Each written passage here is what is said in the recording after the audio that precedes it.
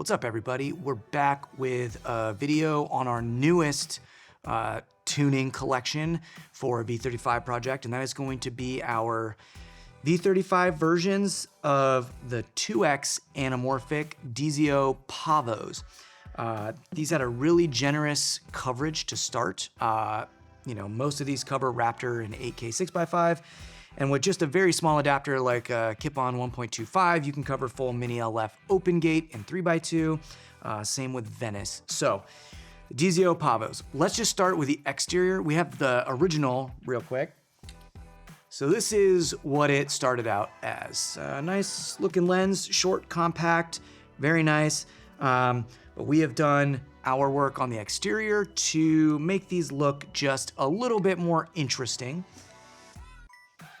If you notice, we've taken the silver to black, new paint scheme, ground the gears down, and overall just made this a little bit more appealing. Now, with this set specifically, because we've done Cerakote on the front, for $200 more for your entire set, this is user choosable. If you want pink, if you want purple, if you want whatever, we have a color scheme catalog that you can look at if you want to have these personalized for just a very small fee. From there, let's just get straight into the look of these lenses. Now, the Pavos are pretty character heavy to start. Big swirls, pretty soft, wide open, really interesting bokeh rendition on edges of frame. And we wanted to play with that, maybe make some things better, and maybe, try our best to get into what we were going for, which was the Hawk 2X Vintage 74 lenses.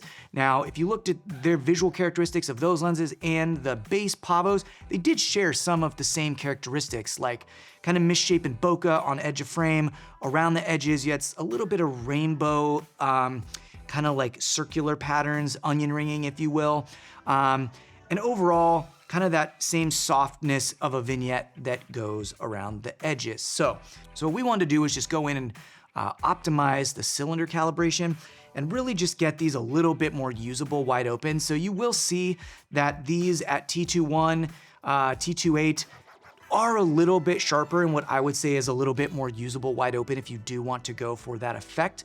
As you'll notice here, we've also added just a little bit of halation wide open, kind of creeping into T4, as well as taking the contrast down a little bit, all while trying to sharpen up the center. Now, the largest thing we've done is really tried our best to go in and give these flares a little bit more interest. And we're talking interest, we're not just talking how do the streaks kind of go through frame, but adding orbitals, verticals, some rainbow streaks, kind of just, whenever the light isn't directly in the frame, you're still getting some of those anamorphic characteristics. So if your light is off axis, you might notice, a couple lines, blues, purples, oranges, as well as some streaks, some rainbows. A lot of that is gonna be there wide open, but this still stays really relevant way down into the T-stop.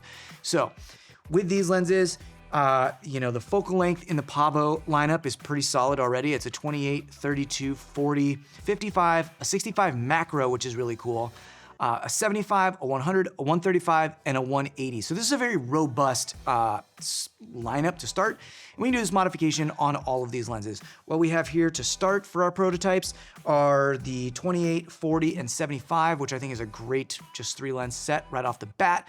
You'll notice, some barrel distortion bordering on neutral, not a whole lot of pin cushioning going on any of these lenses, and still very interesting across the board. And as you stop down to 4, 5, 6, you get a very sharp, decent lens, but still with that little bit of softness and low-con built in, just a little bit of halation. So it does make a really pretty image no matter what camera you put it on. So what we're gonna do is just run you guys through the studio testing here. This is just gonna be at a few different T-stops, T2.1, T2.8, and then a 4.56 split on all of them. We like to test edge of frame sharpness, center sharpness, close focus, as well as our flare. So we'll be right back after we check that out.